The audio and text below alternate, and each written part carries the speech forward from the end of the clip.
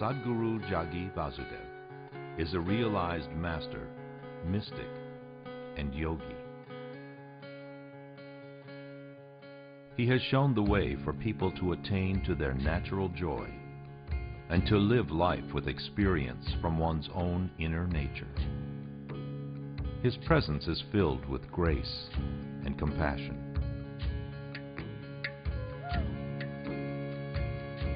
Sadhguru's scientific approach towards spirituality and work towards the upliftment of humanity have received accolades worldwide. The words that come from him in intensity and utmost clarity, from his deep understanding and wisdom, can change the very core of the being. Belonging to no particular tradition, Sadhguru incorporates what is most valid for the modern person from the spiritual sciences. His work, an outpouring of his blissfulness, finds expression in the form of a ceaseless offering to help all beings. Available to all who are willing, Sadhguru's life is an invitation to the divine through individual transformation.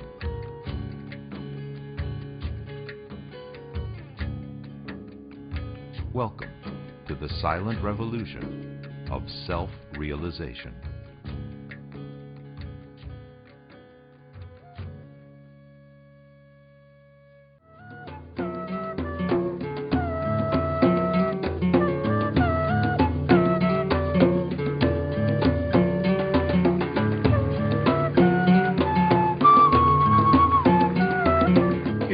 Pleasure to have in our midst Sadhguru Jaggi Vasudev ji, who has emerged in the last few years as one of the foremost propounders of yoga and meditation in the country. I had the great pleasure of visiting the Isha Foundation near Coimbatore and the unique Dhyana Lingam that Sadhguru ji has built there. It is really a one-of-a-kind temple anywhere in India.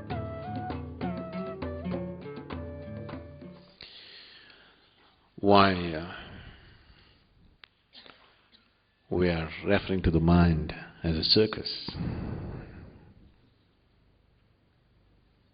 Circus is not a mess. Circus is a very coordinated activity, made to look like a mess. Deliberately made to look like a mess, but an extremely well-coordinated activity. That's what circus is. So on one level it is a mess, on another level it is a highly coordinated act. Today much work has gone into looking at the activity of the mind or the brain as such. If you look at the way the neurons are firing in the brain and what is happening, there is a tremendous sense of cohesiveness in this activity. It is that cohesiveness which is translating into the function of the body. 1 billion things are happening in this body right now, simply because there is a very, very extremely highly coordinated play and dance of neurons in the brain.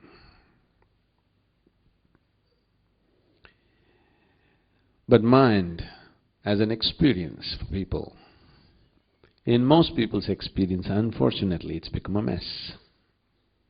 So it's a circus. Both the aspects of the circus are there. Even the clown in the circus is a gymnast, hugely coordinated, but he is made to look like a clown. So the outer expression may be that of a clown, but he is hugely talented and balanced in his activity. That is the experience of most people when it comes to their mental activity.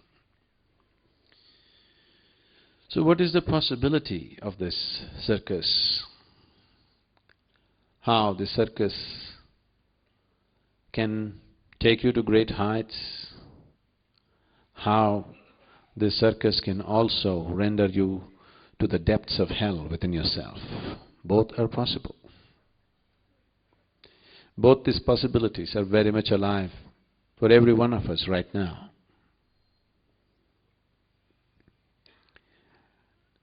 So how we conduct this circus is the whole thing. How much of it can we take charge of is the whole thing. Why is it that mind, which is the most miraculous instrument, which is the most miraculous possibility in our life, has also become a misery manufacturing machine on this planet? Every kind of misery that human beings are going through is manufactured in their mind. Why is it for one person mind seems to be a pleasant experience, and for another person mind seems to be a torture? Unable to bear the mental torture, people have invented various kinds of deviations, various kinds of perversions on this planet, just to somehow deal with the mess of the mind. And these perversions might have given them temporary relief, but after some time it again multiplies the mess. It doesn't really take it away.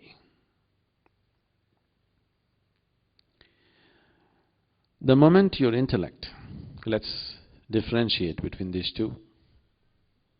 Intellect is like a scalpel which is constantly cutting through everything. Your ability to discriminate between one thing and the other is purely because of your intellect.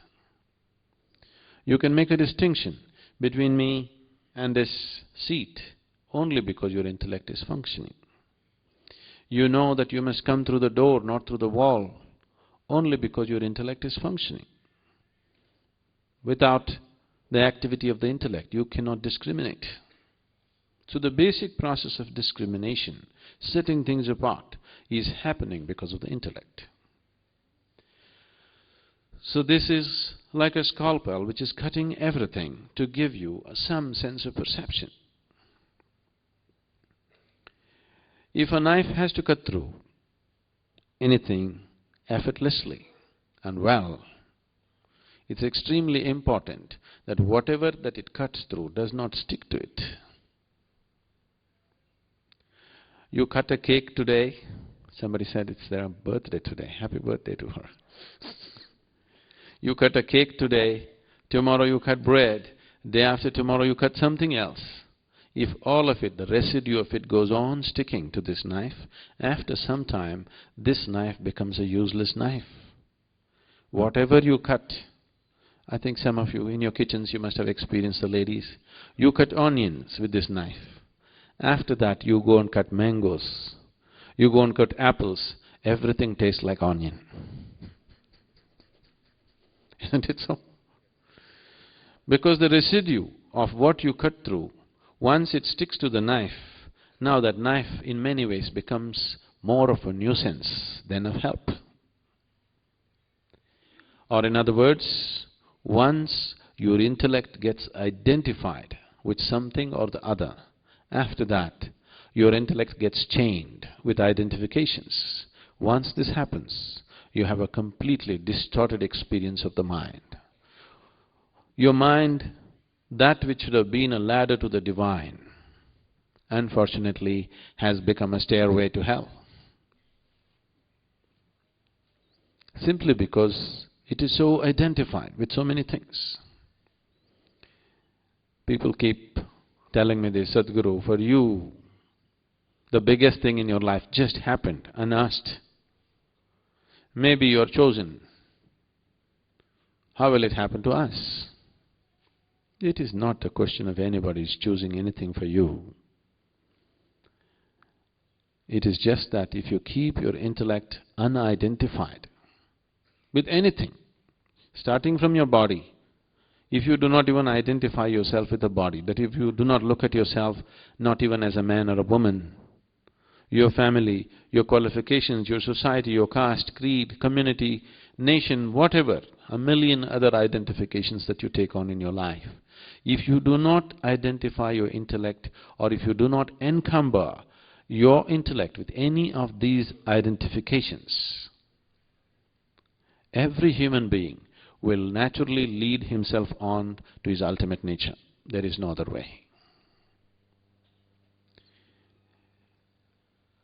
When we started the home school, the first questions that came up is this going to be a spiritual school? Are you going to teach them spirituality? I said, that's one thing we won't do.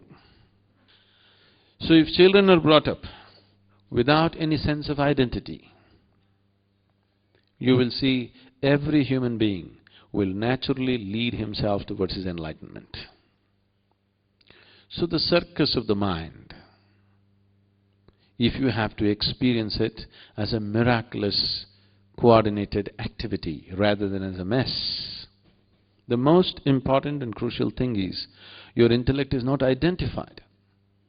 Because once it's identified, your perception is so distorted, and this distortion permeates into every aspect of your life. You definitely have heard of Akbar and Birbal. When Akbar was an infant, his mother died. Or, because she was a queen, they got another woman to breastfeed Akbar. And obviously that woman had a son. Then Akbar grew up into a great emperor. Because this woman had breastfed the emperor, they had given a whole village to her. And that boy also grew up into a man, but not much of a man. And he wasted and squandered the opportunity. He owned the whole village, but he wasted it and squandered it and lost it. And he was going through bad times. So one day he thought, anyway, my mother has breastfed the emperor, so he owes something to me. In a way, I'm his brother. If I go and ask him something, he cannot refuse. With this idea, he came to Akbar. When he came, Akbar treated him with great respect, welcomed him in his court, honored him, introduced him to everyone as his brother, because both of them have drunk the milk of the same mother. And he stayed as a guest, attended many meetings which he could not understand the head or tail of. He was totally out of place. But Akbar took him around well-dressed, like his brother. After being there for a few weeks, he thought, my misfortune is only because I don't have good people around me. See, Akbar has such wonderful people. Above all, he has Birbal. That's why he's doing so well. If only I also had someone like Birbal around me, I would also become a great man. He expressed this to Akbar. He said, you have Birbal and you have become so great. If I could also have someone like Birbal, you have so many people, you can give Birbal to me. Now, this boy is a few days older to Akbar, and Akbar treated him as an elder brother.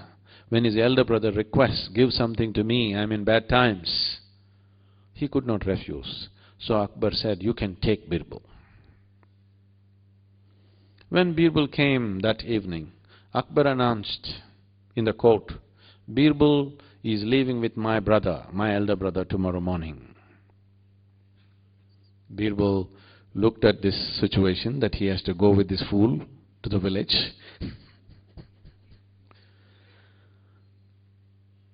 And Birbal immediately said, "Oh, Your Majesty, your elder brother definitely needs wise company, but I have a better idea. I can send my elder brother with him." "Is that okay?" they asked. So that man looked at this, if Birbal is so wonderful, his elder brother must be even more wonderful. He said, "That's fine with me, I'll take Birbal's elder brother. He must be even better."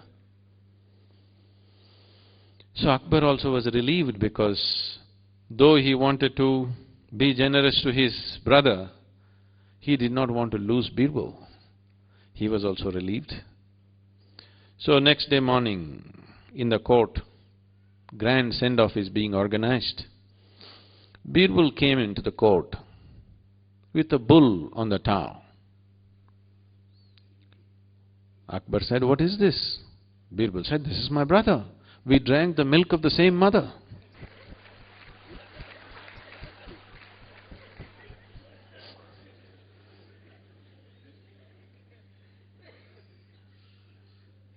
Once your intellect gets identified with something, then you are all messed.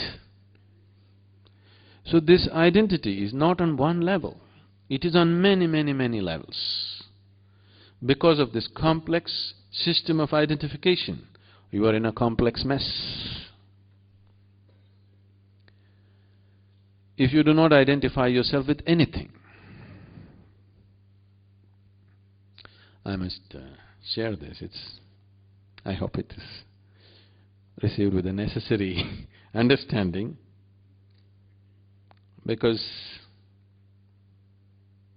this was a certain moment of intimacy, a certain moment of many things that cannot be expressed. I was just 14 years of age. My mother, who was a very devout, dedicated woman, for her whole life was her husband and 4 children, and she never thought anything about herself, she just gave her life to us. So there was no need for her to ever express that I love you or anything. Such a thing was never expected. Whether she loves you or not is never a question, because her whole life is for you. So there's no question of whether she loves you or doesn't love you. Such a question never occurred in anybody's minds. But on that particular day, I developed a kind of relationship with her where though I was the youngest in the family, I was like her elder brother in many ways. She would share things that she wouldn't share with anybody, and when I took advantage of that and joked, she would always regret, "Why am I sharing these things with you?" So on a certain day, because of some interaction, somehow she grew a little tender in her heart and she expressed her love to me, not necessarily in I love you business, somehow. I grew up in such a way right from my childhood because of my memory, because I could remember things that happened when I was just 2-3 months of age. It just didn't allow me to be like a normal child. I thought like an adult. So because of this, nobody could take me on their lap, nobody could fondle me, nobody could carry me. I always preferred to walk and do my own things. Even though my brother and sister were older to me, were used to be carried and fondled and all that, I did not get those things because somehow it was difficult to do those things to me. I'm still difficult, see. So this relationship was very different from normal thing, but that day she was somehow, some tenderness and she wanted to express. She expressed something towards me. I simply asked, for me it was just very matter of fact. I just asked, if I was born in the next house, would you still feel like this about me? She just broke down. It hurt her very much. She broke down and went away. I didn't intend to hurt her. I just asked a simple question, which these questions are constantly going on in me about everything, not just about one thing. And after some time, she came, still tears in her eyes. She came and fell at my feet, and then she went away. I said, that's good for her, some kind of realization within herself. Why I'm saying this is, our ways of thinking and feeling are so deeply identified with things we are associated with. Our body, our parentage, our children, our wife, our husband, our home. Not just that, with just about anything, isn't it? With just anything and anything. I remember my grandfather used to always eat in a gold-rimmed plate. He was a rich man and a very proud man.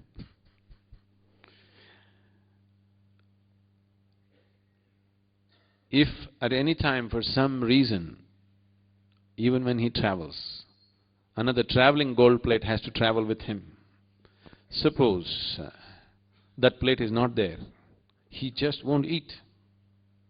He cannot eat. The same damn food. What is the problem? Whether you eat in a gold plate or a steel plate. Okay, you want to do things in style, it's okay. But the identification with something as simple as that is so deep that if he eats on another plate, he will become sick. His stomach will be disturbed. Your identifications are so very deep with big things and small things. Once you're identified like this, your mind is a mess of a circus. It will never raise to any great peak or pitch. It will be just a mess. Once you're very deeply identified, it is better not to insult the circus by calling your mind a circus. It's more a mental diarrhea. Non-stop, it is just going on endlessly. This cannot be stopped with a pill. People have tried the drink, the drug, all kinds of things, but it cannot be stopped that way. Only when you get disidentified, when you're able to be involved but not entangled, only then this is possible. Right now, because somewhere people realized that this identification is causing so much trouble, immediately they started giving you an antidote: detachment. The moment you detach yourself, your ability to experience life also is gone, because life can only be experienced with involvement. Where there is no involvement, there is no life. Is that so? Is that so? Don't sit there with such detachment. Involvement I'm talking about. Life cannot be experienced unless there is involvement. The deeper the involvement, the deeper the experience of life. However small the event may be, however small a piece of life may be, if you are deeply involved, it's a very great experience for you. Nothing dramatic or spectacular need to happen in your life.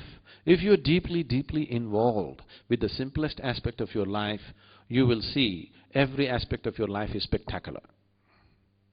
So involvement is the only way to experience life. No involvement, there is really no life.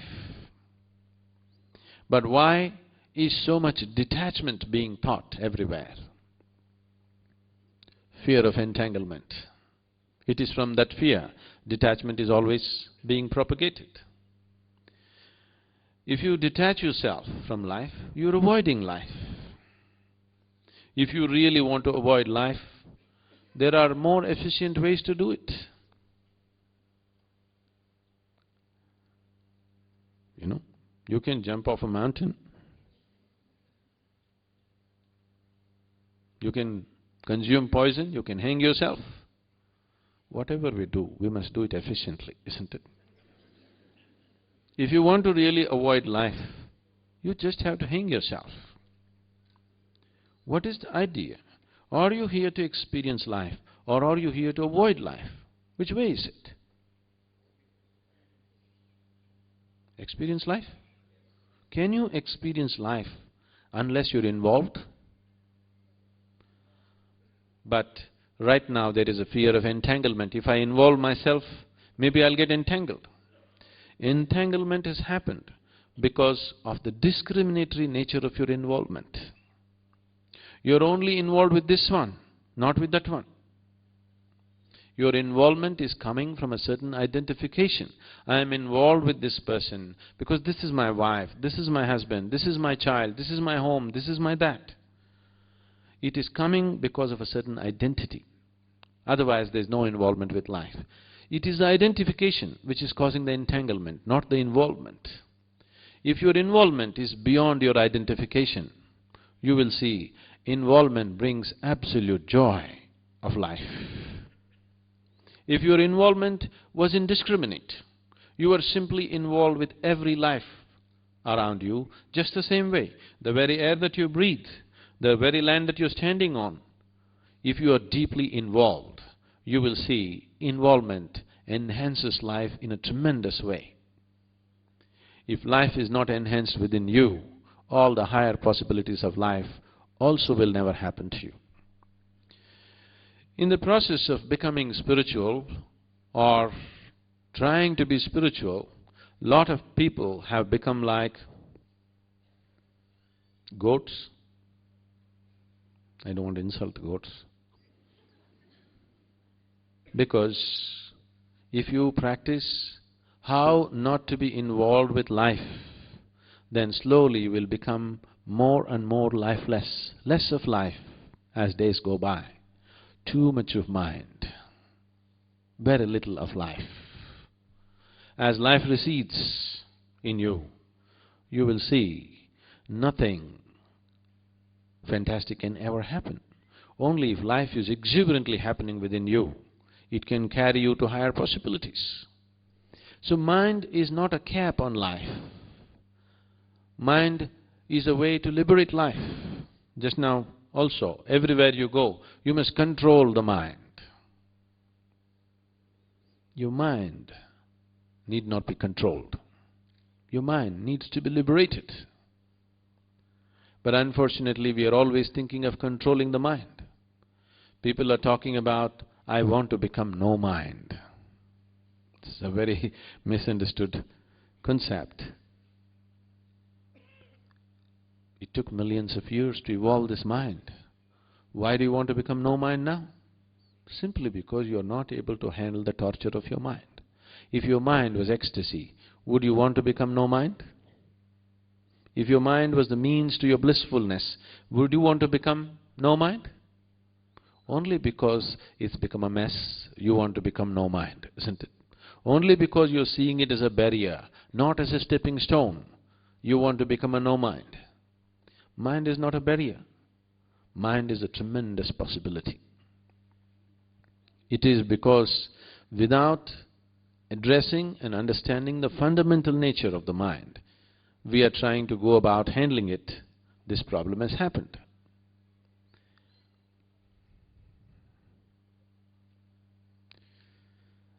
Now, one of the biggest problems with the mind is, right from one's childhood, the mind has been imposed as to what is right and what is wrong. Morality. This is the major problem. People have taught you what is good and what is bad. Because good and bad are very strong points of identity. Very strong. Whatever you consider as good, you naturally get identified with it. Whatever you consider as bad, you naturally repelled by it. You having aversion to something and you having attraction towards something is the basis of identification. Whatever you are averse to it dominates your mind. Now this is the nature of your mind. If you say, I do not want something, only that happens. In this mind, there is no subtraction or division. There is only addition and multiplication. You cannot take away anything by force from this mind. Now, this does not need any enlightenment. If you just close your eyes for a minute and look at it, you can see you cannot do anything by force. Now somebody told you, this is good, this is evil, do not think about the evil. Now that's a full-time job. There is nothing else going on. The moment you identify something as good and you identify something as bad, you getting identified with the good and having aversion for the bad is a natural process. If you have an indiscriminate sense of involvement with everything, involvement need not necessarily mean that you have to go and do something. You can just look at people and be involved, isn't it? You can just look at the sky and be involved. You can look at every life and be involved. You can close your eyes and still be involved. Involvement is not an act. Involvement is a certain willingness with life. You have become willing to the process of life. If you get identified, you are becoming unwilling to the process of life. You are only willing in selection. With the rest of the life, you are not willing. It is this unwillingness which is scaling down the aliveness in a human being. You just look at yourself and see. When you're 5 years of age, how alive you were and how alive you are today. It's gone down, isn't it? Yes.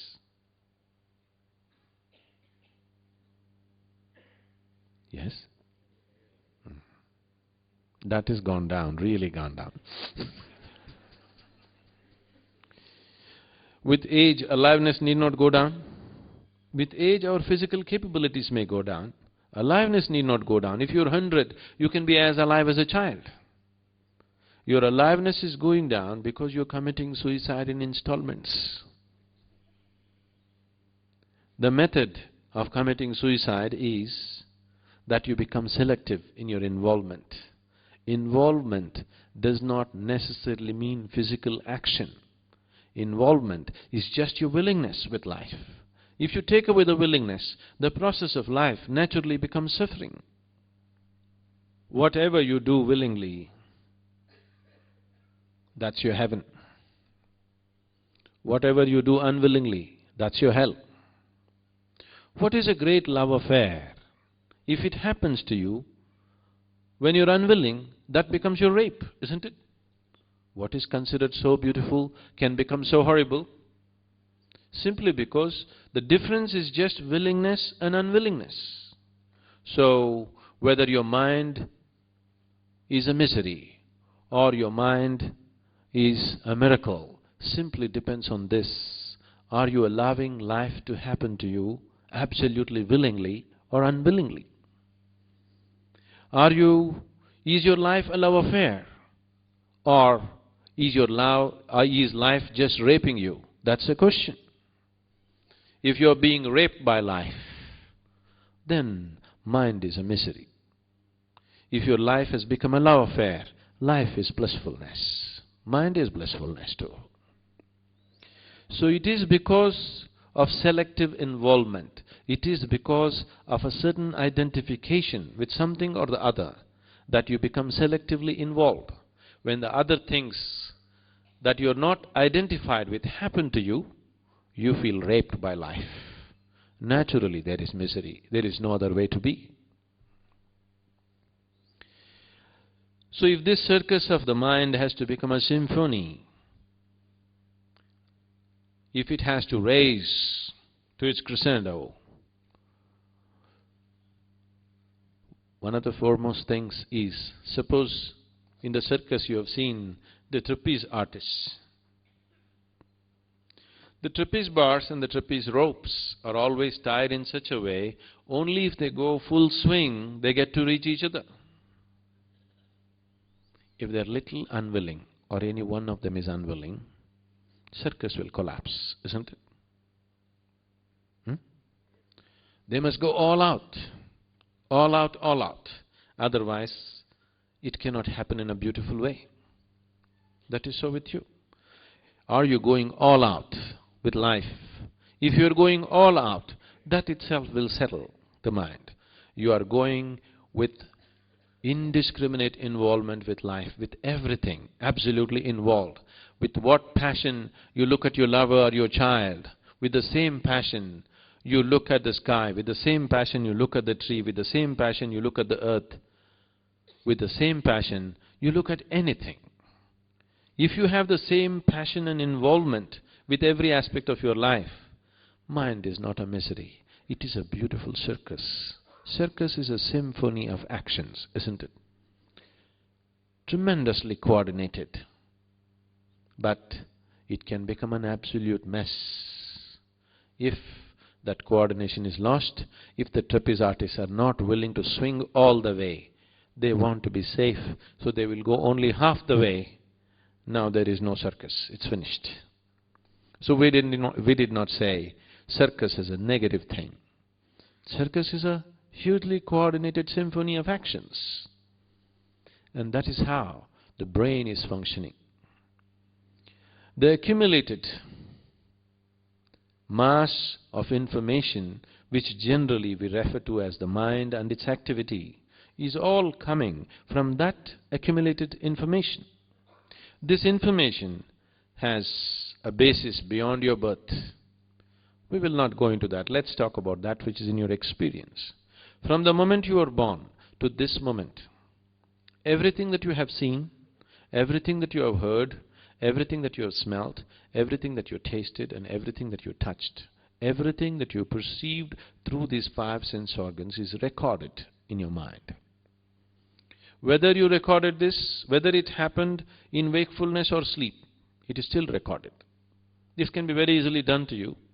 You are fast asleep, and I will say something to you. If we can do certain processes, you will see what you heard in sleep is still there. You can very easily repeat it. In hypnotized conditions, these things have been done as experiments. But in yogic systems, we have always been aware of it. Yes. In India, we have been aware of this. You have heard many stories about this. We always thought the best time to put in the best input into a human being is when he is in the mother's womb. So elaborate care was taken about how a pregnant woman should be, in what kind of atmosphere she should be, under what kind of influence she should come, what kind of influence she should not come. She was not even allowed to meet certain people. Only those people who are most loving and wise and intelligent were allowed to meet her. Any kind of negative emotions, any kind of negative situations, she was not exposed to, because that is the time you can teach. The child is in deep sleep, just forming. Because there is such a sense of deep sleep, it's very easy to teach. Now when you're awake, there are any number of distractions. You're listening to me, but you're aware of the body. You're scratching your body, you're looking around, you're doing this, you're doing that. When you're in sleep, all these things are absent. Your absorption is absolute. So everything that you have heard, seen, smelt, tasted and touched, wakefulness or sleep, is recorded. This information is there. Now, how harmoniously we use this information is the effectiveness of the mind, or how much of a mess this information has become is the ineffectiveness or the mess of the mind. To organize this, people have done various things.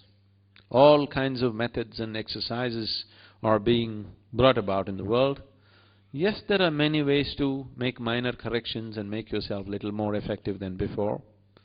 But if you really want to unleash the mind, not control the mind, if you truly want to unleash the power of the mind, the fundamental thing is your intellect should not be identified with anything. Then your perception comes to such clarity, then mind naturally organizes itself. Nobody has to organize the mind. It is very well organized. Naturally it is organized. Only because the perception is so distorted, its function and its outcome also is distorted.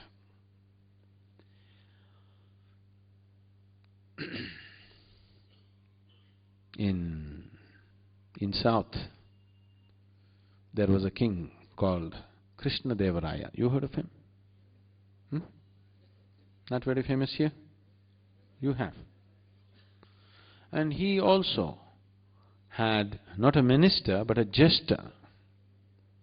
Tenali Ramakrishna, you heard of him? Oh, okay. Are there Andhra people? Telugu people? Okay, okay.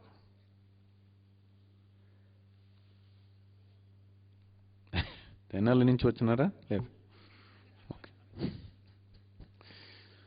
Recently in United States I met a doctor whose second name is Tenali. I was immediately excited about this. I thought, you are from Tenali? I asked. He said, yes, my village is Tenali. Then I was joking to him about Ramakrishna, but the unfortunate thing was he had never heard about Tenali Ramakrishna, and he did not know that he came from his village. Maybe he went to United States too early. Anyway,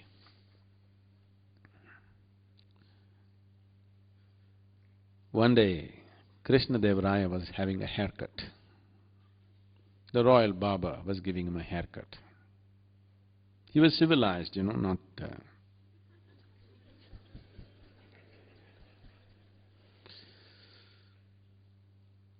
And a crow came and sat there and started doing its usual kaka. The Baba stopped the haircut with arresting attention, just started listening to the crow. Krishna Dev Raya looked at him and said, what is this? What are you listening to the crow? As if you can understand what the crow is saying. He said, wait, Your Majesty. Wait, he has a message. And very carefully heard it for a long time and then shook his head. Krishna Dev Raya became very curious. What is this? You understand the crows? Yes. What is he saying? Your Majesty, this crow has come as a messenger of your forefathers from heaven. And what he is saying is that they are in heaven and uncared for. Above all, there is nobody to entertain them. There is nobody to keep them happy.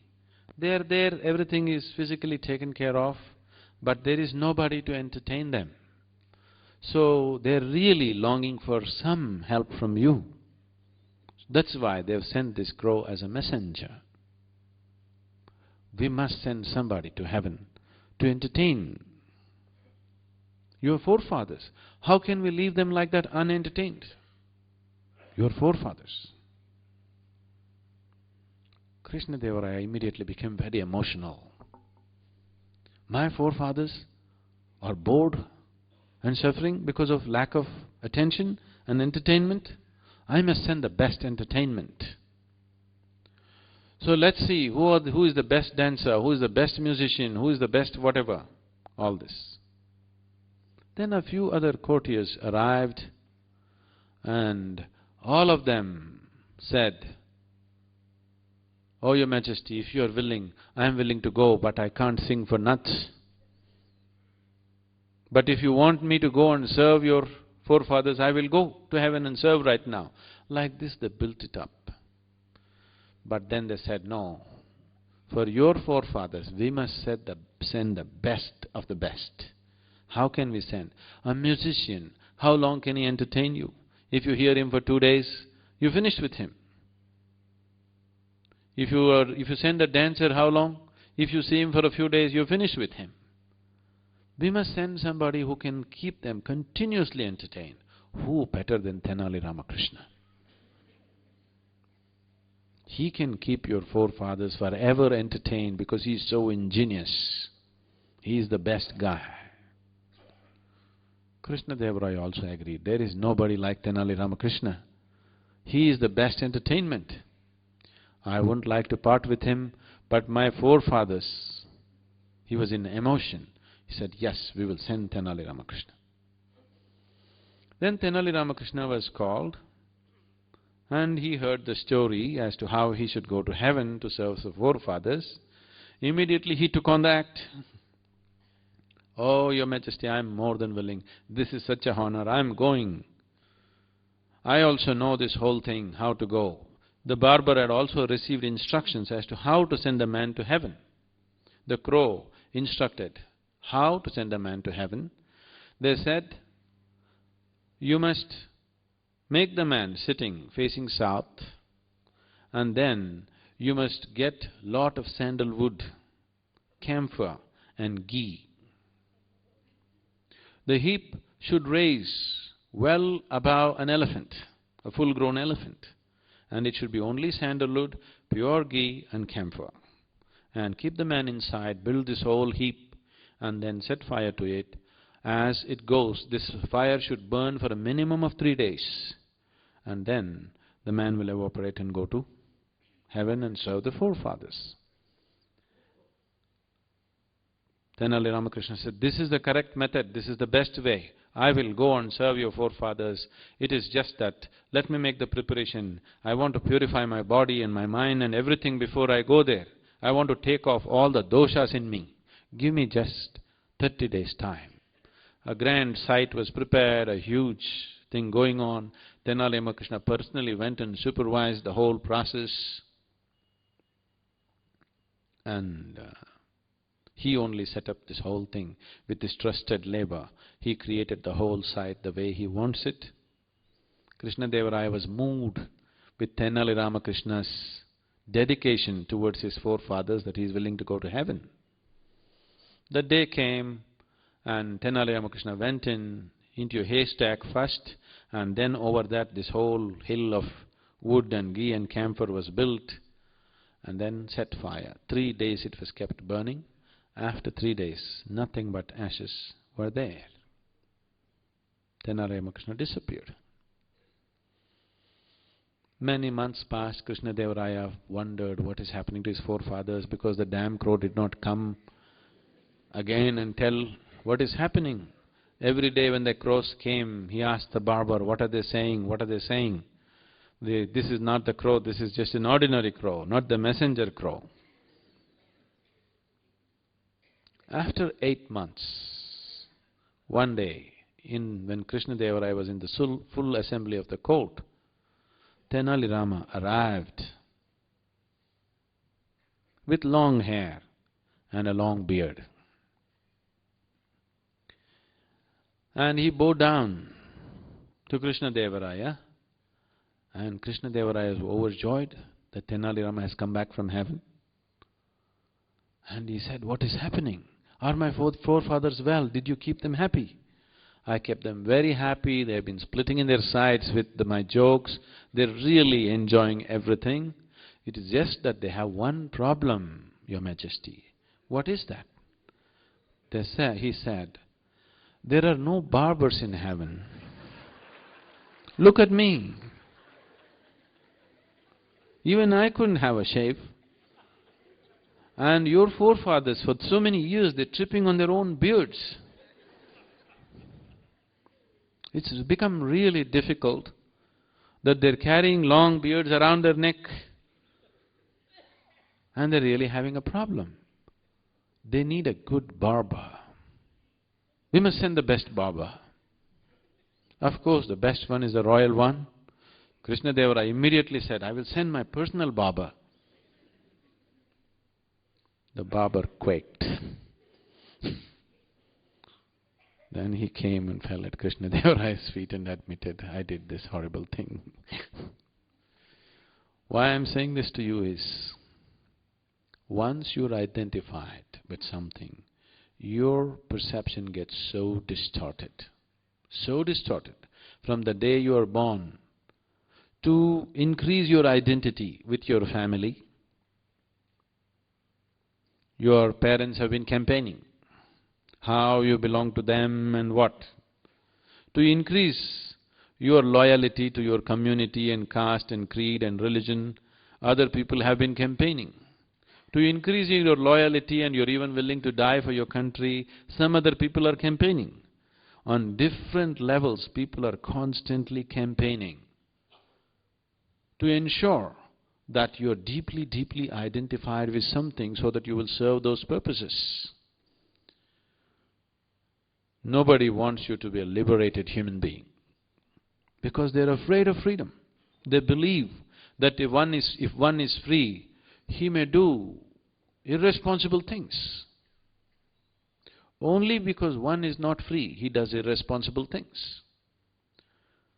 If one is truly free, why will he do anything irresponsible? Why will he do anything harmful? He is not free in his mind, that is why he does desperate things, isn't it? He is too identified with himself and nothing else, so he can harm somebody else. If he is not even identified with this one, there is no harm coming out of such a human being. It cannot come out of him. So because of these campaigns, you get so identified and everything gets distorted. We can run a campaign to make you believe just about anything. I want you to know this. If we campaign hard enough, we can make you worship anything, we can make you hate anything, we can make you love anything, we can make you give up your life for anything. It is just that we have to work on your identification. How strong is your identity? That is how much you go, isn't it? Once your intellect is identified, mind is no more a harmonious circus, it's a mess of a circus. The whole system of yoga, the technology of yoga, is only towards this. Right now, what we are offering as inner engineering is fundamentally just this. It's not a teaching, it is not a philosophy, it is not an ideology or a belief system or a religion. It is just a technology to create a distinction. If you go into these processes, what they're doing to you is just this. If you sit here, your physical body is here. What you call as your mind is out here. What is you is away from this. Once this little space between you and the activity of the mind, between you and the activity of the body arises within you, now mind is no more a mess. It is a great symphony. It is a tremendous possibility. It can take you to great heights. If this distinction is not there, it is this distinction which unfortunately got misinterpreted as non-attachment or detachment. Yes, you must detach yourself from your body experientially, not detaching yourself from family or people or whatever else from life around you. That's very easy. When they become inconvenient, you can detach yourself. Then a divorce is a detachment, isn't it? A divorce is not a detachment. Detachment means that you have disentangled yourself from the process that you call as body, from the process that you call as mind, because both these things are an accumulation from outside. This body, how did you gather this? Breakfast, lunch, dinner, breakfast, lunch, dinner, breakfast, lunch, dinner, and snack. How did you accumulate the mind? All the impressions that you received through the 5 sense organs became the mind. So these two accumulations, if you have to gather so much accumulation, naturally there must be something more fundamental than that within you, or what you call as yourself, should be something little more than the accumulation that you gathered. So once this distinction arises within you, once you liberate your mind from being identified with anything, then mind is a miracle. Mind is a spectacular circus, not a mess. If you have questions, please. Sadhguru, what is the process for identification? Now, whatever is generally being referred to as a spiritual process, let's understand what that is.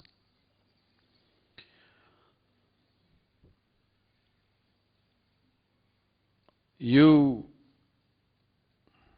telling your prayers may not be spiritual. Why I'm saying this is, 99% of the prayer on this planet is only about, dear God, give me this, give me that, save me, protect me. That is a survival process. It's just that you're rooting your survival through heaven, that's all. So what you're referring to as spiritual is that in some way the experience of your life has transcended the limitations of the physical. The body is physical, the mind is also physical.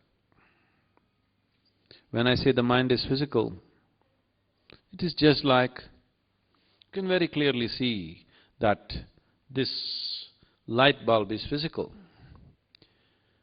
But the electricity behind the light is also physical. The light that it throws out is also physical. Similarly, not only your brain is physical, the mind is also physical. The thoughts that it generates also is physical. Whether you're thinking about the God or the devil, it is still physical. No, I am thinking spiritual thoughts. There is no such thing. Thought is physical. And whatever you think is always coming from a certain accumulated information within yourself. Information is physical. Memory is physical. Gathering of information is always physical, isn't it? It may get subtle, but still physical. So, if your experience of life comes to a point where something beyond the physical becomes a living reality for you, then you're spiritual. In what way is it significant to make this happen? If a dimension beyond the physical becomes a living reality for you, then naturally the body and the mind are two processes that you handle sensibly. You will see, the moment this experience arises within you, the way your physical body reorganizes itself, its capability to reorganize itself is absolutely miraculous. You will see people go through one single initiation. When they come out, their faces have changed. Within a week or two, you will see the very way their body functions will change. The very way they look, you will see there is a difference. Because body's ability to reorganize itself, if you liberate it from a deep, crippling identity, is so fantastic.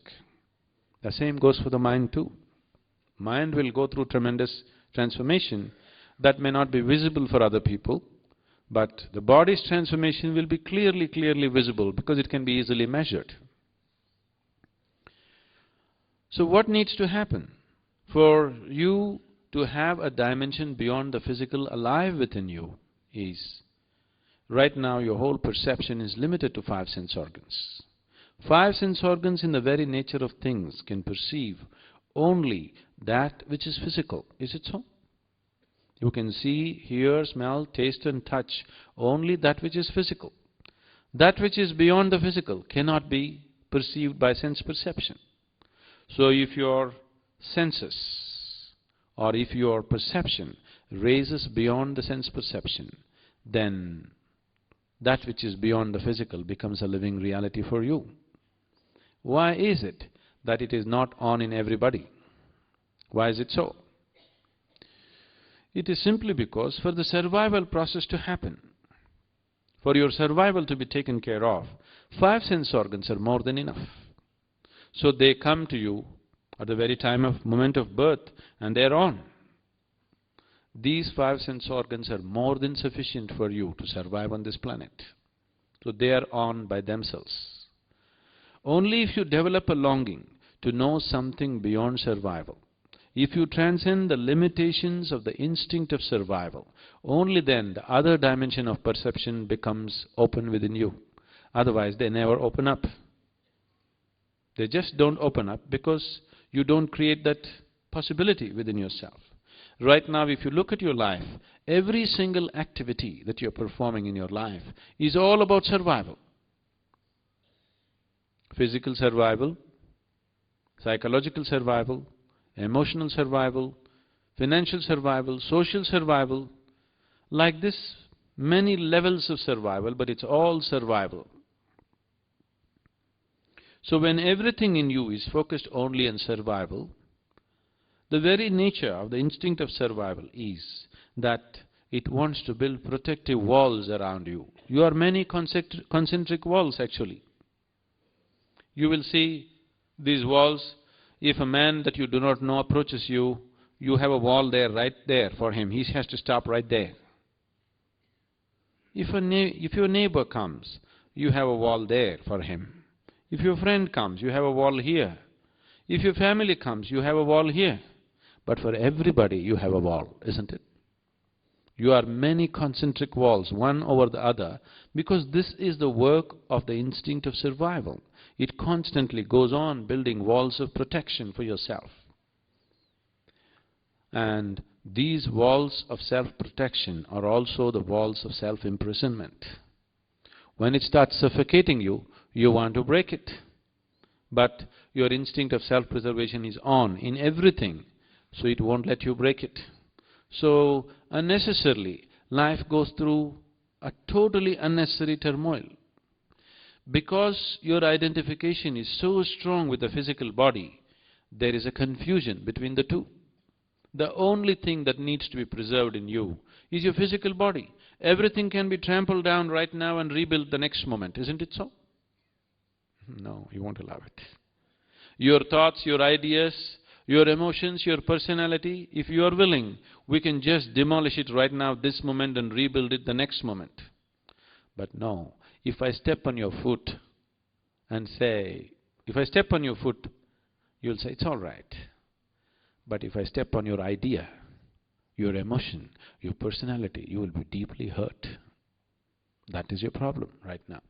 The instinct of self-preservation has extended itself beyond its realm. Instinct of self-preservation is only with the physical body. Rest of it should be wide open to everything. But because of a strong identification with the body, you have made your personality also like a body, the mental activity also like a body, the thought structure also like a body, emotion also like a body. It is an emotional body, a mental body you have, and it hurts more than the physical body. Isn't it so? So it is because of this identification, a confusion has happened to the life within you. It is not clear-cut. Now your intellect cannot function in a sane manner. It cannot cut through and show you life just the way it is. It is distorting everything. How you can live with the same lady day after day throughout your life unless you identify her your wife?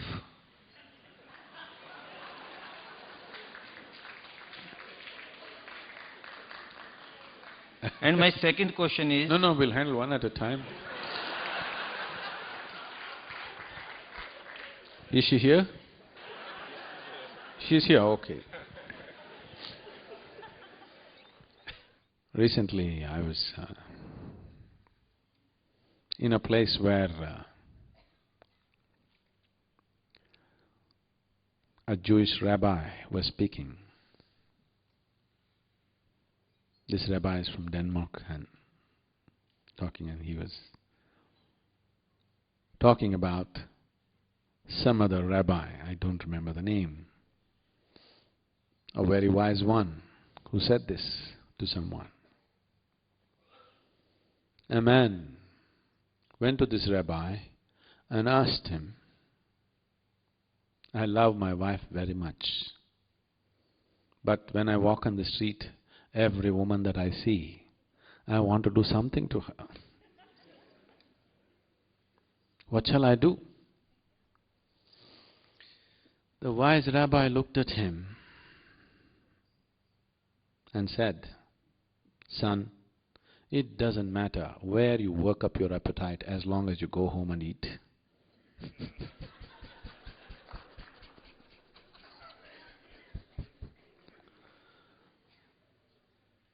Now, if being with one person is happening only because you have identified them to be something to you,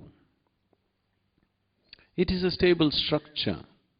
It makes a society, but it destroys life. If you're being with somebody because you value that person, you're being with somebody because you love that person, you're being with somebody because you have formed some kind of intimacy and connection with that person, now it's worth being. If you have not done any of this, but you are staying with somebody just because somebody is your wife or somebody is your husband, oh, it is definitely a torture to be with those people. Being with your wife is a horrible thing. If she is a woman that you love, it's a wonderful thing. You can't stand her, but she is your wife, that is a horrible thing. A lot of people have done this to themselves. So, being a husband or wife is a social thing. It is not an individual thing. Individual thing is two human beings have built a certain relationship that they value. That is what is the individual thing. Somebody is my wife is something that you only tell somebody. If you believe she is your wife and she has to be this, this and that, then it is just torture between two people. It is only socially you tell somebody, this is my wife. Between the two of you, she must be your lover, otherwise you should not live with her. Yes? Sadhguru, we are conditioned to 14 million frequencies, and we see only thing which is within this space and time. Now, polarity and identity are simultaneous things. You say, get rid of all duality, and we get rid of identity, which is physically not possible. And simply because we are conditioned to space and time. Have you ever gone beyond space and time and had the taste of eternal bliss?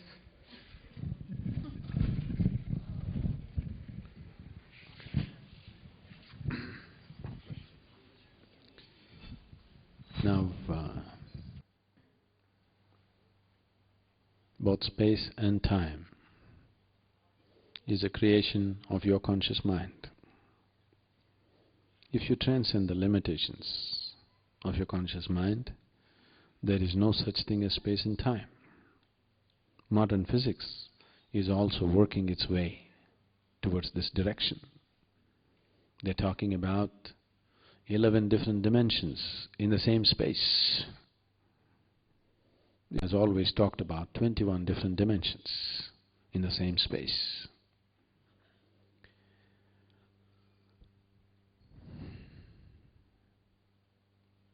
Many years ago,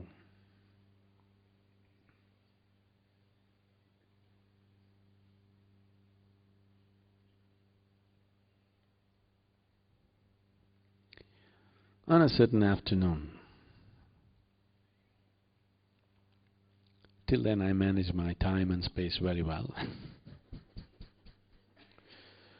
On a certain afternoon, I happened to be sitting on a small hillock which I was involved with, which I loved, which I knew very intimately. Till that moment, I always thought this is me, and the rest is the other. I handled the other quite well, but still this was me and that was the other. Suddenly I burst forth into an experience. I did not know which is me and which is not me. What was me was all over the place. The very rock that I was sitting on, the very air that I breathe, the atmosphere around me, everything became me. That doesn't make logical sense. Because if you want to make any kind of logical sense, you need two. Without two, there is no logic. And suddenly there was no two, it was all me. Everything was just me. I thought this lasted for about 10 to 15 minutes. But when I came back to my normal senses, about 4.5 hours had passed. I was sitting there with my eyes open, fully conscious. I was not in any kind of trance or whatever. I am fully conscious.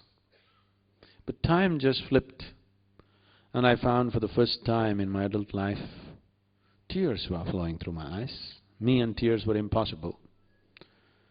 But I've always been peaceful and happy, that's never been an issue. But here my shirt is wet with tears, and I'm bursting with a completely different kind of ecstasy, which is just the body cannot contain. When I really shake myself to my normal senses and try to understand what is happening to me, The only thing that my mind could say was, maybe I'm losing my balance. Maybe I'm just going off. But it is so beautiful, I don't want to lose it for a moment. The next time this happened to me, I was sitting with my family at the dinner table. Actually, it was, in my experience, just 2 minutes.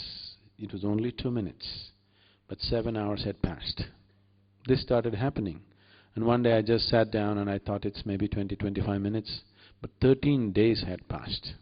I was sitting right there, eyes open, fully conscious. It never occurred to me that I should eat or sleep or anything. I sat in one place for 13 days, not with any effort, not with any intention, not with any attitude towards attainment or anything. I simply sat down and looked around. 13 days were passed. So time and space is very much the creation of your logical mind. Once you transcend that, there is no time and space. And you don't even have to cross time and space to be blissful. Blissfulness will happen to you in so many ways. Right now, I think there are lots of people here who are practicing Shambhavi Mahamudra. You sit down in the morning, 21 minutes, you become totally blissful. Drunk, but fully aware. Look into my eyes and see I'm stoned all the time, but fully conscious. This moment if I want I can flip, or this moment if I want I can be alert and conduct the situation the way I want. And if you were aware of the culture, as Sri Karan Singh was mentioning, Shiva is known as the Adi Yogi. He was inebriated all the time. He was drunk. At the same time, he's a perfect ascetic, sitting there in absolute meditation and drunk at the same time. This is what it means. And this is how all of us should be. Absolutely inebriated, but perfectly stable within ourselves. Now, the need for seeking something from outside will completely disappear. Once you're blissful by your own nature, your life becomes an expression of your blissfulness, not in pursuit of happiness. And that's the shift that needs to happen in every life.